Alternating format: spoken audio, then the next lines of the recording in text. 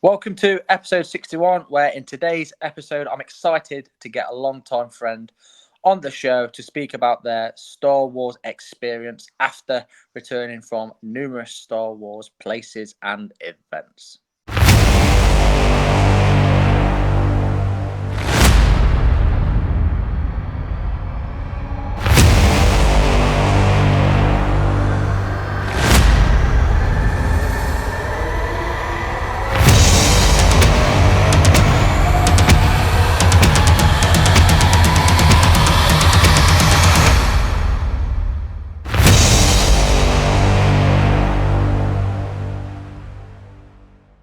Hello, explorers, and welcome to episode 61. Today, as always, Jimmy is here to keep us all on target as we dive into some Star Wars goodness. How's your week been, my good friend? Not too bad. We're getting ready to go see family, so that's always exciting. Just kind of getting everything packed up and ready to go. We had our annual coaches golf outing, and that's always a fun time. Not really because of the golf, but other things. So, but no, it was a pretty good week, and then just been catching up on. It's been catching up. It's hard to believe it's been over a week since it's only been a week since Rebel. It's so weird. Like you're in this experience last weekend, and then it's been a week, and it's just like, man, well, I want to go back there. So, but Nice. That's the pesky like, drawer out the way here, anyway. yeah, Yeah, no, I've had a good week, mate. I've enjoyed you guys obviously celebrating your traitor day. That was hilarious. That was a uh, fantastic costume that you had on. But yeah, in terms of the week for me, mate, nice and chilled again. I'm still trying to recover from this dislocation, which doesn't seem to get any better. The brace is off at last. It's still massively swollen. And yeah, I've got very few pages left on one of my books. Getting ready to start my next book. I know I need to get that Temptation of the Force. yes, you But do. yeah. Force encounters. Let's start those this week.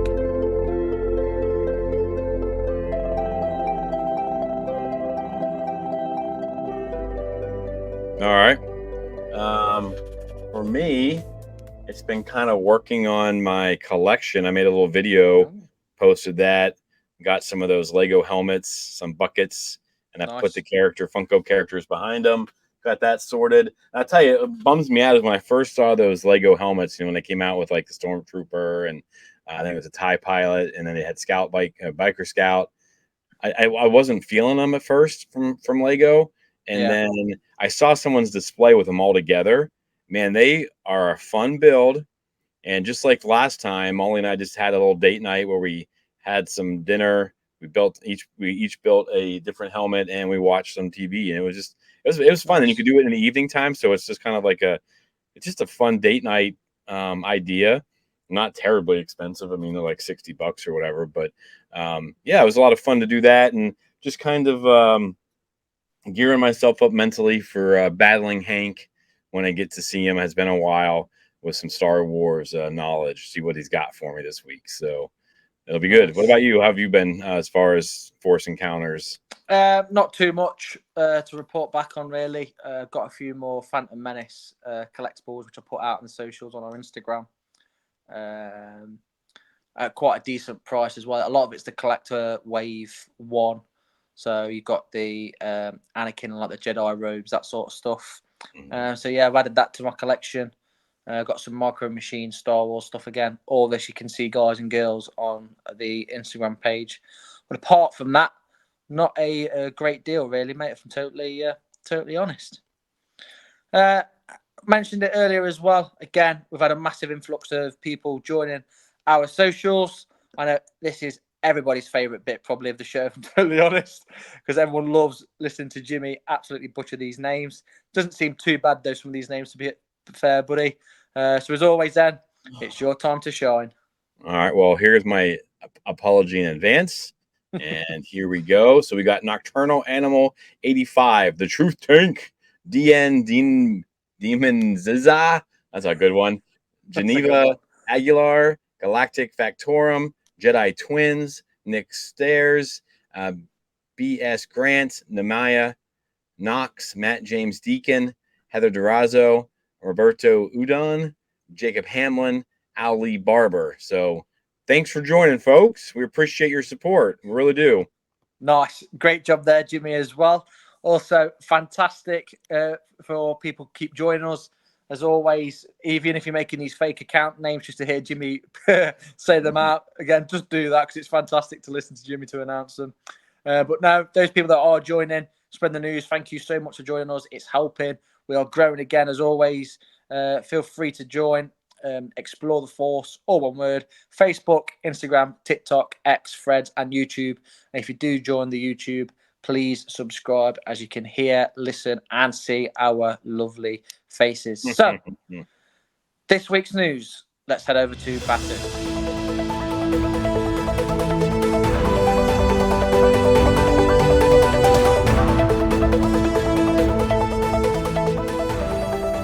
Okay, so this week's news then, Skeleton Crew Lego leaks. Some new information is abound. So, courtesy of a social media post from Falcon Bricks, we now know that the ship that's used in the Skeleton Crew is called the Onyx Cinder. There it is in its Lego fashion with some of the characters. Now, some of the characters' names are quite difficult to read.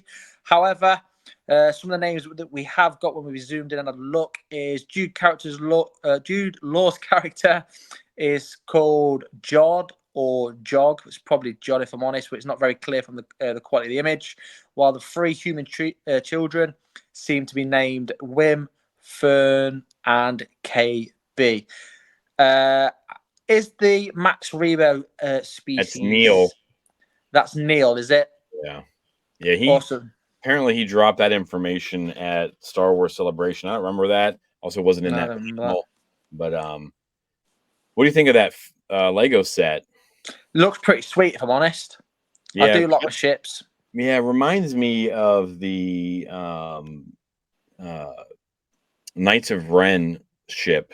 Yes. Build. A very similar, long, sleek build. Different. Obviously, it's different, but it has. That's the first thing I saw. I was like, oh, they just kind of repurposed like the look of it. But yeah, it looks pretty cool. And so yet again, Lego has messed up, I guess. I'm sure that we're about to start getting information because that Lego set's supposed to drop August 1st. Because they thought that it would be, with everything with Skeleton Crew, it was supposed to have already been out. Right. And they got all those rewrites and they got pushed back because of the writer strikes and things like that. But I'm not sure Lego's pausing or not. So we'll see if it actually comes out in August. I'll be getting that one. Looks pretty cool. So, okay. Yeah. We also got Charles Soule news, and people don't know he basically kicked off the High Republic, and it looks like he'll be wrapping up the High Republic. And in between writing amazing books for the High Republic, he does a lot with the comics.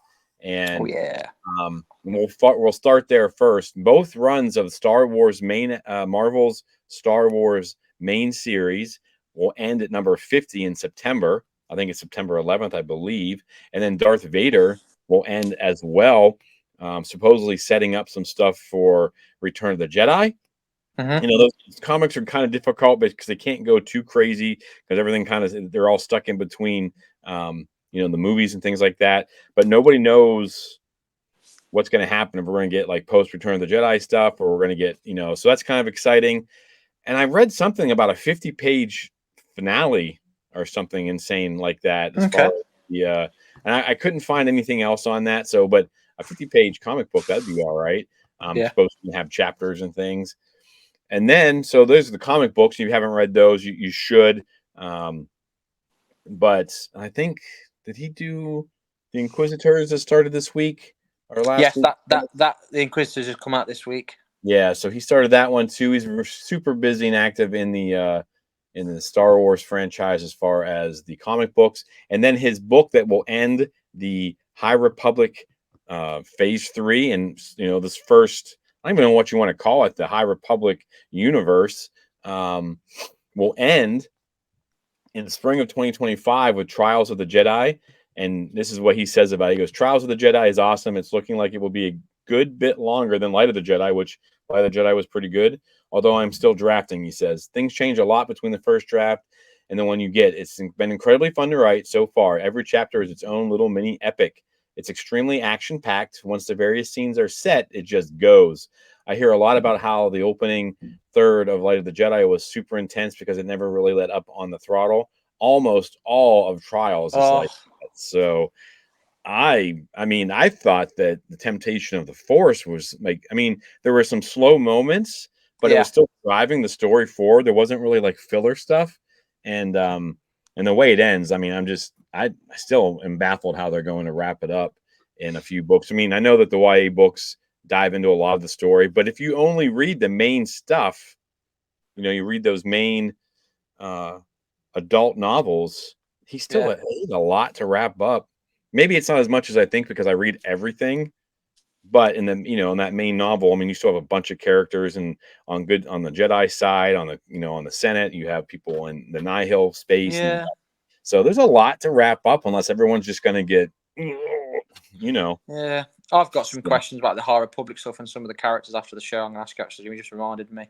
All right. But yeah, I'm excited to see where they wrap it up and where it goes from there. Also, speaking about things being wrapped up, Star Wars Outlaws, less than 2 months away, has officially gone gold, according to a new announcement on X. So Star Wars Outlaws, developed by Massive Entertainment and published by Ubisoft, is in its gold phase, which means basically the base game's finished. So that just allows time for the game to be printed on discs and get ready to be set out into the universe. However, the game is still away from release. However, going gold, it may not have the meaning as other golds because sometimes it might be quite announced quite early. But essentially, they usually make this announcement when it's less than a month away from release. Undoubtedly, though, Massive Entertainment will continue refining and polishing the game before release because there's nothing worse than a game that crashes and breaks down like Cyberpunk did when that come out. So hopefully they're preparing any future updates, bug fixes, or patches that players can later download.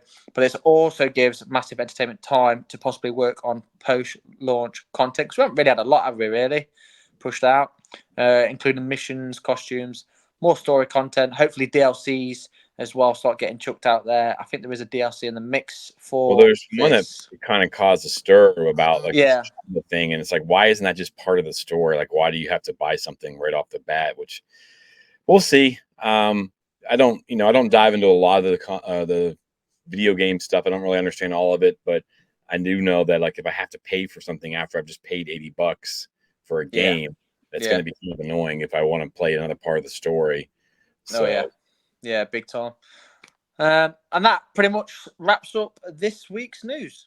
Okay, so joining us today is one of my best Star Wars friends who hails from the beautiful land of Scotland and is one half of my favourite Star Wars power couple, rather than that of Han Solo and Princess Leia. Unfortunately, Alex isn't here, so big shout out to Alex who's at work.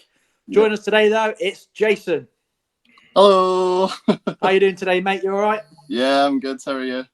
Yeah, I'm good. Thank you very, very much. Now, obviously, a lot of the listeners might not know you, so just introduce yourself, Jason. Let us know what your favourite Star Wars movie is, your favourite Star Wars TV show, and a little bit about yourself. My name's Jason. My favourite Star Wars film is Rogue One. It was in between maybe Revenge of the Sith, Return of the Jedi, and Rogue One for a while, but I just love how like gritty and like real kind of that like Rogue One is. It's the most kind of one I like the most. My favourite TV show is Andor for kind of the same reasons. Even though it's quite slow, I think it pays off really well. Like the third, the sixth, even like after that episode. It used to be Mandalorian, but season 3 kind of let it down a wee bit for me. But Andor was really, really good. I've been watching Star Wars my first film was The Phantom Menace in 3D. Nice. So I went seen that, and then I was into Star Wars before, so I'd watched it like on DVD and stuff like that. But that was the first film experience. Okay.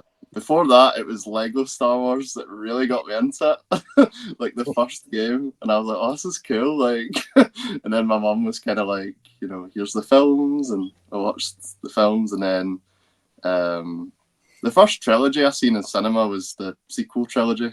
Yeah. And that was really good. Even though the last one was a wee bit disappointing, I managed to do like the triple bill for it. So I seen Force Awakens, Last Jedi, and Rise of Skywalker all at the same time.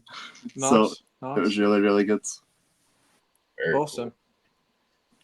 Cool. All right. Who would you say your favorite character is? This is an easy one. Cad Bane is my favorite Star Wars character. What about Cad Bane? You know, draws you to him. I mean, obviously, it's probably Clone Wars stuff, right? I mean, Yeah. So I just love how like he gets stuff done. Like other villains that I see all the time, it's kind of like they fail and they try again, and the hero always beats them. But like with Cad Bane, it's always he comes out on top, or he like draws with them. Like it's never no talk about Vic of Boba Fett, but he always comes out on top, and that's what I like most about him. And he's really cool looking as well. Like He is. He is really cool looking. So yeah, speaking of Book of Boba Fett, live or dead? What's happening? What's happening with alive, definitely. Alive? Like the bleeping light at the end. Surely Todo's coming to save him. Like, All right, very cool, very That's cool. not a bad shout, that. Yeah, I think you're right. I spoke to Dorian Kingy about it as well, and he was kind of like, he didn't notice the red light, but once I like told him about it, he was like, maybe. I was like, That's awesome. Very cool. So is your favorite collectible a Cad Bane collectible, or what do you got? Like, what's your number one collectible? I've got it downstairs actually, but it is a Cad Bane collectible. It's my signed Black Series Cad Bane from the Clone Wars. I never got it in person. It was through like a private company, but that is definitely my favorite collectible. So, do you have like a wall of Cad Bane stuff? Like, yep. Cool. Half of our room is like one wall is all Cad Bane stuff. Like there's like the Black Series, the free pops. I got a canvas signed by Dorian Kingy as well. What else is on there? So at Galaxy's Edge, I got a plush of Cad Bane. He's on that as well. Some pins. Yeah, everything you can think of. I didn't know there was that much Cad Bane stuff out there. You don't need to send us a photo of this wall, this shrine to Cad Bane, so we can. Every time I add to it, I need to go back a wee bit further. I'm like, get it on. So, that's class. I love that, and that's one of the things I love about Star Wars as well. You know, you got your I say normal characters, but main characters, and there's so much lore, background, and different characters for people to have a different favorite character. I think we haven't had a Cad Bane yet, have we, Jimmy? We've had quite a few Landos in the last couple of guests, haven't we? Yeah, we have. I don't think we've had a Cad Bane yet. I met a really good cosplayer at Rebel Scum Con. Took a photo with him. He looked great. His voice modulator sounded a lot like Cad Bane. I'm not sure how much of it was his own doing. I don't know who it was. Like, you know, I couldn't find him later on running around without his head on or whatever, but it was pretty slick. Looking Cad Bane at Rebel Scum Con. So it's not a cheap cosplay. I know I've only seen it 2 or 3 times, maybe. Mostly it's a celebration. You know, the hat alone is like 500-600 quid. Oh, I'm sure. Nice hat. Very, very expensive. Obviously, Jimmy's asked you about your collectibles before I move on to my next question, but those Funkos in the back, Jason, tell us about them. How many you got? 85 last time I counted. I've actually got a album on my phone ranking them all and like put them all in. Yeah. The first one I got signed was at London Comic Con. It was the Night King that signed it. Oh, very cool. That was 2018, I think. So that was the first one, and then over the past like 3 years, it's just been 5, 10, 20, like. Every time I see you posting stuff, it's like new signed Funko Pops. So I mean, you've you've got yourself. So all 85 of those are signed, right, for the most part? Yeah. Well, I've got like over 600 loose. Well, yeah, but this whole room, like, it's filled with Funko Pops. Like, like man. even like like these ones, like on top, and then like the Star Wars. I keep changing. Like, I don't know where. Yeah, all the Star Wars ones are like opposite of loose as well. I absolutely love it. And yeah, so you mentioned your collectibles, and also part of the other reason I wanted to get you on the show as well is because you've just come back quite recently, haven't you, from Galaxy's Edge? Yep. And obviously you've been there, haven't you, Jimmy? How many times have you been? Once, twice? just the one time so far. Just the once. And I think this was your first time as well, wasn't it, Jason? Yeah, first time. Yeah, I've been to Florida before, but it was before Galaxy's Edge was a thing. Nice. So yeah, bit of a difficult question, but what was your experience like? What was Galaxy's Edge like for you, mate? It was so good. Like, everything I thought it was going to be, it was that and more. Like, when I went to see like the Millennium Falcon for the first time, it was like so good. It was like, obviously I'd seen pictures of it, but I was like, this is so detailed. It was like real kind of thing. Looks like it could just take off right from Batsu. So what would you say, like, this is a tough question too, but like the experience, like, so, you know, there's saber building, there's droid building, there's the rides, there's the cosplayers, there's standing in line for hours. What was your favorite thing? No standing in line, that's for sure. It would have to, I don't know. Olga's Cantina for me. Oh yeah, I love a drink, so go on, Jason. So it would have to be that. Like, all the drinks were so unique, like, and different. Like, there was one that was like numbing your tongue and stuff like that, and there was like a dessert and like a wee petri dish and stuff like that. It was like nothing I'd seen before. Like, I'd do it again. Like, oh man, pretty immersive as far as like just people who haven't been there. You go there and it's not like there's not like stores. It's all they try to wrap it up into the story. And what would you say? Do you have like a favorite drink? Like it would have to be the numbing one. I can't remember what it's called, but I think it was like Tauntaun something. I can't remember, but it had this like big foam top, and like all of that was like numbing. So every time I drank it, I'm like, that's really good, Tim. like Jar Jar, the pod racer. That's awesome. So you're in there, lots of cosplayers, lots of content creators basically live and they go there every single day. Did you see anything that like really stood out to you? What, like cosplayer wise, or like or did you meet any of the characters, I guess, either too? Like either one. Characters. I met Rey, and I can't remember what she's called. It's like the Galaxy's Edge character. I can't remember what her name is, but I met them together. Oh, I know who you're talking about. Outside Doc Andar's Den of Antiquities. I was like, Rey, can I get a picture? It's like, and they stay in character the whole time. Yeah, no, it's like, of course. And I was like, can we do this? We're like, yeah.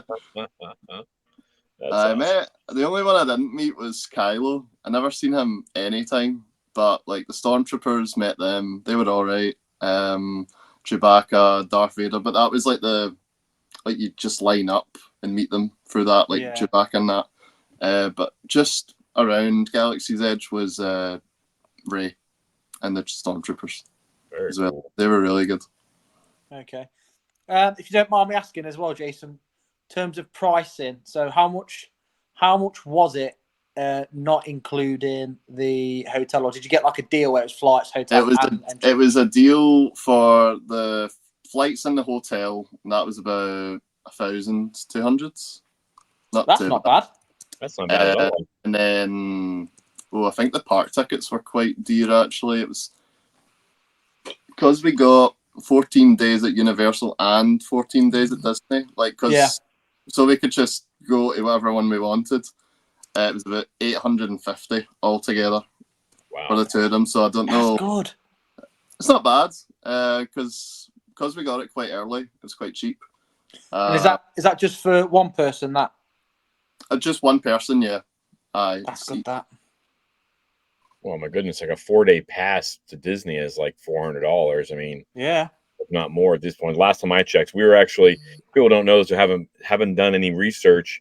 My wife and I were planning this trip to Disney, and then we had started adding things up, and we realized we could fly over to Italy instead, and it would be like half the price. We're like, why don't we just go do that instead?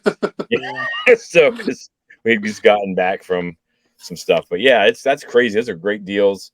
It is. That is a really good price. I've done the same, Jimmy. I researched it, and I think I ended up looking at nearly £10,000 for the whole family to go there. Oh, I can't imagine taking a family to that place. Yeah, unfortunately, it might be one of those solo trips. But yeah, whereabouts did you stop in relation to the park, Jason? Was it close by? So like, how did we get there? Yeah. Where did you stop? Was it a hotel? So we got an Uber to like the shuttle stop, so that was only about, I don't know, about 15 minutes away, so it wasn't too bad. It was about $15 an Uber, but that's split between 3 people, so it's not too bad. That's all right. So, real quick too, I know I've been there, and it seems like going to Disney gets more and more complicated with fast passes and pre-registering for things. I mean, how complicated? I mean, how much work did you have to put in to have the experience you had? Did you just wing it? Which usually, from what I understand, doesn't. I mean, I can't imagine you guys are going to travel all the way across the pond and wing it there. But like, how much work was it in research was it to get all the stuff you needed to make sure you got to do everything you wanted? I mean, you had plenty of time there, but you know, for people who are only going to go for 2 or 3 days, what was your experience like there? What, just Galaxy's Edge or Disney altogether? Sure. Yeah, start with Galaxy's Edge, and then you can kind of expand there. We knew we were going to do Galaxy's Edge first because we both like Star Wars the best. So that was kind of planned out, and we had got our Ogre Cantina tickets about, I think it was 2 months or a month before. Basically, just when they opened up the, like, where you could like reserve your slots. Okay. So we got that quite quick. We knew that day. But to be honest, it was quite, you know, where do you want to go tomorrow? Where do you want to go that day? So because we had that freedom of like 14 days at Universal, 14 days at Disney, we could be like, well, we don't really need to go here that day. We don't really need to go there that day. But some of like the reservation slots for like the Guardians rides, that was a lot of like, if we get it, we're going there today. If we don't get it, try again tomorrow. But that was the only kind of like schedule thing. It was more like definitely the first day for Galaxy's Edge, and then where do you want to go? Like, well, that's people don't get that much time, even at those 2 parks. Like I've gone to both parks, had a couple of days at each, and it's still tough. I mean, that's awesome. It's a heck of a deal. They get to spend that much time there. Yeah, it's pretty cool. So, yeah, it's a really good deal. I want to go so bad, really do. I can't wait. So yeah, with Galaxy's Edge as well. I'm sort of jumping onto Jimmy's bit here. Any tips for anyone wanting to go, Jason? Yeah. Oh, any tips? I don't know. Any recommendations? Ogre's Cantina, definitely do that. Rise of the Resistance is good, but I wouldn't wait more than an hour for it. That's my personal preference. I don't like rides, so like even simulator rides, I'm kind of like Smuggler's Run. I don't really like that too much. Like I went off, I was like, whoa, God, don't do that again. Motion sickness. I was like the pilot as well. I was like, that's not good. But that's just my personal preference. I prefer like meeting the characters, like buying the stuff. Basically, like definitely go to Doc Ondar's. Like just even look at it. Like you don't need to spend money there. Like you just kind of see what it looks like because it's really like cool. Nice. There's a lot of like Easter eggs there for like a lot of different Star Wars films as well. So you could just go like, oh, there's a Stormtrooper helmet, and that was here and that thing. That's here and that thing. Like you don't necessarily need to spend anything at it either. Like, if you've got your tickets, like, I don't think it costs any money to go to Olga's Cantina. I'm not sure. Don't quote me on that. Alex got the reservation for it, so I don't think it costs any money. But yeah, that's what I would recommend for Galaxy's Edge anyway. And you just reminded me of another question as well, which I've not forgot. Well, I forgot, but is you mentioned it there that you go there, you don't have to buy anything. Now I know you really well. What did you buy, Jason? The main thing was Cal Kestis's lightsaber. Oh. I went knowing I wanted to get it, and I just got it straight away. That was like one of the main things. I got this to go with it. It's like the holocron, the new holocron. Nice. I won't open it because it makes quite a loud noise, but in it is like Cal Kestis's Kyber crystal, which I bought for that as well. It was like a mystery as well, so you could have got like Obi-Wan, like it was a blue crystal, so you knew it was someone with a blue lightsaber. Yeah. So it could have been Obi-Wan, it could have been someone else and someone else, but luckily I got Cal Kestis on the first try. That is lucky. So it's in here, and when you turn it, it goes blue because you've got like the blue crystal in it. And you get like quotes and stuff from Cal Kestis. So nice. I've got a wee Cal Kestis display, so that's usually on there with him. So they were like the main things. Another thing I got was a lot of these pins. Oh, like crazy about pins. Like, yeah. Nice. So I went knowing I wanted to get a lot of pins as well. So pins, the lightsaber, and the holocron were like the main kind of stuff that I bought from Galaxy Edge anyway. Nice. I got and what? Sorry, what did you say? Sorry, I got this T-shirt there as well. Nice. It was for the 5th year.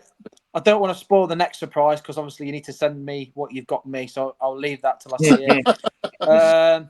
Next thing, like I mentioned, like you guys, honestly, you go to nearly every event going, all the big events, and this weekend. Let Jimmy know where you were this weekend. So I went to Birmingham for the Starfury Invasion, like Comic-Con thing. Yeah, it was really, really good. It's like it's based on like Disney Plus Star Wars, so like Ahsoka and or Mandalorian were like the main three. I'm trying to think if there was anyone else. No, it was just those three. But like most of the people from Ahsoka, not like Ahsoka, but like Ezra was there. He's been doing lots of touring. Yes, like yeah. Birmingham, is that the Peaky Blinders city? Is that the city for Peaky Blinders? Yeah. There you go. Yeah. That'll be a good reference point for a lot of Americans that show up. Yeah. What is that experience like? Because I mean, you go from, because you were at Celebration, right? I don't know if we got to meet there or not, but. So you got Celebration, and like I just came off of Rebel Scum Con last weekend and had probably the best time of my life, even though it was a smaller con. What was that experience like? I guess the panels, because that's the one where Tim was like joking around about stuff on his panels, and what was it like? So like compared to normal Comic Cons, it's completely different. It is in a hotel. It's a lot smaller. There's only 8 or 9 guests usually. This is the first one I've ever went to as well, so it's kind of a new experience for me. But obviously I've been to like a lot of Comic-Cons, so it's a good it's a contrast basically.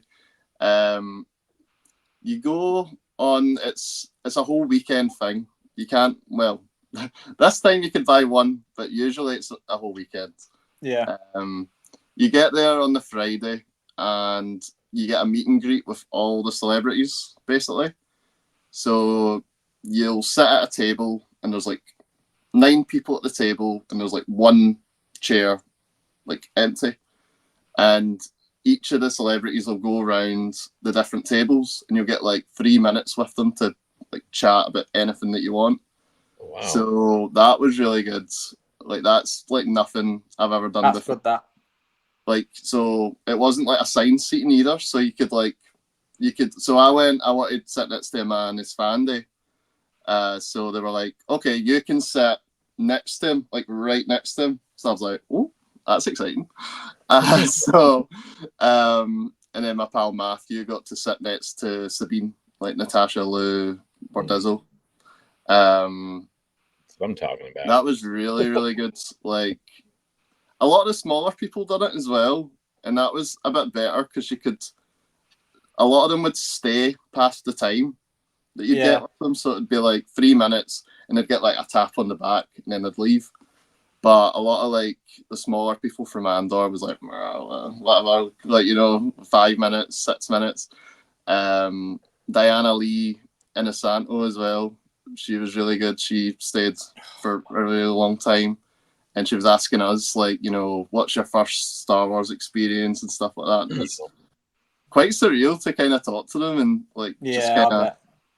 So that was the Friday, and we're already kind of like, whoa, this is really good. That's like, insane. The Saturday was like the panels. Yeah. So the way it worked was there was panels, I think it was 10 to 12, and then they were signing 12 to 3. No, it's wrong. 12 to 3 was the panels, and then 3 to 6 was the signing. So okay, we could watch all the panels, and then for the last 3 hours, like, get stuff signed, so that there was nothing clashing. Oh, so cool. The panels were really good. I don't know if I said, but I got like a gold ticket, and it was double the price of a regular ticket, right? But with a gold ticket, you got the meet and greet, and for the panels, you could sit like right up the front. So I thought it was worth it. It was £260 for the weekend, and you get like the signatures, the autographs from like most of the guests included in that, and then all the other stuff as well. That's nice. So, yeah, I thought that was like really worth it.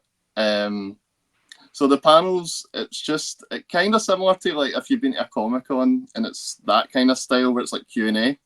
Yeah. Pretty similar, but a lot closer. It wasn't like a stage, right? It was just like a hall in a hotel, basically. Like, that's what it was. But it seemed a lot more intimate and like talk a bit more than like you're at this big Comic-Con, let's ask all these questions. For the signing, I was a bit worried about the signing because we got it included, so it might just be typically at Comic-Cons. I'll use this as an example, right? I like to get the autograph, the character name, and a quote. Yeah. Right. I thought, maybe there'll be a bit like, just the signature. You've only paid for the signature, blah, blah, blah. Right. But it wasn't like that at all. Like, they could change pen color for you. They'd even talk to you a wee bit when you're like getting stuff signed, which I really liked. I got 2 quotes on a few of my stuff as well, so it was really worth the money for me. Well, you got your money's worth for sure. Oh, 100% it did. So also with the gold, you can go in like first for your signatures, so you're not waiting a long time for your autographs. And what else? What was the other thing you asked me? Well, I just, what it was like. I mean, you kind of answered those questions talking about this, and anyone who's been to the meat packing factory that is a Star Wars Celebration, yeah, it's a little difference. Because I mean, Scum, the one I was at, was not like that, but it was also in the hotel, so it was a lot more. Just it was like that small town feel too. Yeah. Stars. Was there anything that like you learned in the panels, or because like when I keep comparing it, but like it seemed to me like they were. Here in Dallas, they were a lot less. They were a lot more chill, right? They just felt like they could say whatever they wanted without any repercussions. Did you hear anything crazy or just, any stories? So I actually asked Diana Lee in a set, Morgan Elsbeth, right? Mm-hmm. So asked her, did you know going into The Mandalorian that you were a Night Sister? I thought she was going to say no, but I also went like, and what was your reaction when you did find out? But it turns out that she did know from the start. which was really surprising. I was like, very interesting. Yeah, so she was saying that like she was told that she was a Night Sister and she couldn't tell anybody, and she was like, well, how is this relevant? Like it's not even brought up in Mandalorian.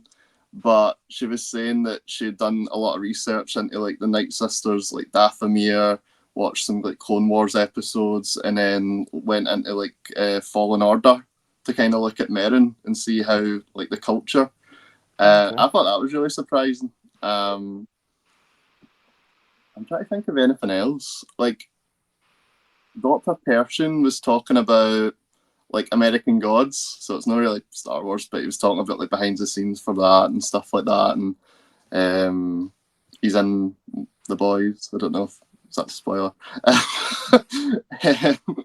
and stuff like that. And yeah, it was a lot more relaxed than like, because other conventions also film the panels, and I think that puts them off as well. But this one, it was really strict, like no filming, no anything. Like even at the autograph table, you can't bring your phones out at all. I was like, oh, like Alex was just like checking Facebook, and they were like, put your phone away, you're not allowed your phone. And I was like, oh god, it's strict, but like it means that they can kind of relax, no thinking that people are taking pictures of them. Well, you can take pictures at the panel, but you can't film. Yeah. But yeah. That's crazy. Yeah. I guess that would definitely put them at ease, because they could be like, yeah, I never said that, or yeah. So yeah, because the people, they just, I mean, it was crazy at these smaller ones. I wish there would be more events like this, especially the one in this Birmingham sounds. I mean, for all you got for what you paid for seems insane. Well worth it. Yes. The only people I had to pay extra for was Sabine and Hera, but everyone else was included, like Ezra and Morgan, and then the other people as well. It's not like they're small characters either, so yeah, literally, yeah.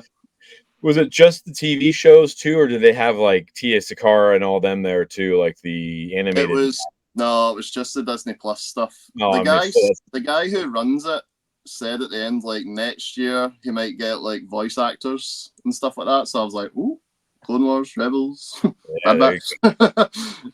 So yeah, coming over for that one if that's happening. I know. Right, it's literally right next to the airport as well, isn't it, Jason? Oh, I don't know. We drove down. It was it's where the convention was. Because I was going to go, obviously, but because of dislocated running, I can't get there. I can't walk. But yeah, it's literally right next to the hotel, so it's absolute airport. So it's ideal, and it's in the hotel as well. So if you we stayed in the hotel as well, so it was literally like if we wanted to just nip up to the room, wait a wee bit, and then come back down. There wasn't a lot of like travel 10 minutes to here and then travel back there. It was really convenient. Like, see if you do go, I'd stay in the hotel. Well, I live like 20, 30 minutes away, so fair enough. I'll just travel, and Jimmy can stop at my house. I'll be that sorted. Jimmy spoke about his convention as well being like really well organised. How was the organisation for this event, Jason? Do you think everything went quite smoothly? At the most part, yeah. Some of the staff didn't really seem that professional the way they're talking. Not like they were like swearing at people or anything like that. Just they were kind of, I don't know, like grouchy, a wee bit. But other than that, like the whole, like, it's like clockwork. Like everything ran smooth. Nothing was delayed. No, nothing really. I can't say anything bad about the organization of it. Really, really well run. Since it was all in the hotel, and I'm assuming like the stars are probably, did you get to run into anybody like bumps, walking down the hallway with, Ezra, or I mean, like you had like that? A lot of the time a man was just walking about. I never said anything to her. I was like, oh, I'm embarrassed, I'm nervous. But like I seen like Mary Elizabeth walking about a wee bit, stuff like that. It's really surreal just seeing them like just walk past you as if like they're just like no security or anything, just kind of like just them. Yeah, that's kind of what. Yeah, I was dumbfounded by the access we had at Rebel Scum. So like I can imagine, because like some people just it's nerve wracking, right? Because you want to be like, but then you just don't know what to say or do, and I don't know. Yeah, it's kind of get a little nervous. So that's pretty cool. What would you say your favorite part of like that whole? I mean, it sounds like the entire weekend was amazing, but like if there was one thing you had to pick, what would you say like your favorite part was? Just, it's so weird me saying this, like just how good the pops look, how well the signatures look. Because sometimes, I don't know, like sometimes I've been quite disappointed in the way they look, or they don't really, like I imagine how it looks in my head, and it's kind of meh. Like, but, okay, all right, I'll show you one. Okay. This is what I got a man to get signed for me. So Okay, it's the nice. Thrawn Night Trooper, but there's no an Ezra Pop from Ahsoka. So this was like the closest thing. And then I got him to put Hi Here I'm Home in white, and then Very cool. his signature and stuff. And then I That's a got good him to one. put, the Force is my ally, that's all I need from, when he's with Sabine. Yeah. So I've got the best of both worlds if I want to swap it out. Like a lot of people like take the window off a pop and then put it on a newer one. Yeah. I might do that, but I kind of like it the way it is. No, I like that. I like you've done that, Jason. And even though you brought up that being one of your favourite parts, and clearly you're a massive Funko collector as it is, obviously that does mean a lot to collectors out there. So it is a big deal for people. It's their pride and joy, like it is yours, isn't it? Yeah, like I don't know. Like, see if we're paying that money as well, we kind of want like a really quality like autograph and stuff like that for what it is. Like, there wasn't any like shorthand autographs or anything like that. Like McGregor's. Oi. I don't mind Ewan McGregor's. Well, he was doing at Celebration in Anaheim. He was so rushed. I mean, there was thousands of people in line, and it looks like a child wrote on it. I'll get it while you guys chat. You need to see this. But these are big things, mate. So I'm so glad you had a great time with it and getting the signatures. Was it worth the money that you paid for? Definitely worth the money. I was going to say I'll get mine as well, but it's downstairs. That was his signature at Celebration. That's kind of similar to mine. He was at some place in San Antonio that like 2 weeks later and just having a great time, all this stuff. And I was like, oh, just the price, the money I paid for that Funko, it kills me every time I see it. Well, I don't want to say anything, but I met him at Scotland and I got Obi-Wan on it and I got Hello there at the side for about £180. Oh my gosh. Yeah. I paid a lot of money, but for this, but you paid for your weekend. So oh god. Yeah, so I'm allowed to be a little grumpy about it, I think. Yeah. I had a photo of him and Hayden at Celebration last year, and I think that set me back. I think £300-400, whatever it was. Well, the photo just with him was $3 something at Anaheim. So I mean, I spent like $800 almost between the signature and the photo, and I got maybe total. I've got about 0.5 seconds near him because they were just through so much. Yeah, that's why these smaller cons, like you were just at, I think that's the answer, man. Like 100%. Yeah. You can't beat that access to the stars, and they're way more chill and it sounds like this thing, like Birmingham. What was the official title of it again? So it's a Starfury Invasion. Starfury. Or it's just Invasion, but a lot of people call it Starfury Invasion. I think. Yeah, because I think Starfury is the company that do it. So yeah. Starfury Invasion is the event. So you're right, mate. Man, it sounds like an amazing event. Like just perfect. There was a few people that were supposed to go that cancelled. I was a bit bummed. Yeah, I saw that. Captain Enoch was supposed to go. Shin Hati, Mon Mothma. Oh, I didn't know Shin Hati had cancelled. Yeah. She's like filming Smile 2 or something. I'm like, God. But the owner was saying that they're going to try and get them back next year. So sold. Maybe. Yeah. Yep. That's exciting. Very absolutely cool. Sold. And then finally, before we wrap up, so not only does he just come from Galaxy's Edge, he's still got money left for Starfury, and he's still got money left. I don't know what he does for a job, but Yeah. Star Wars Unlimited pre-release was today, and you got yourself down to a local shop there, didn't you, Jason? How did that go? So it was yesterday I bought mine, and because I was working, I couldn't do like the actual event. So I opened it up with Alex. Me and Margot a pack, a box.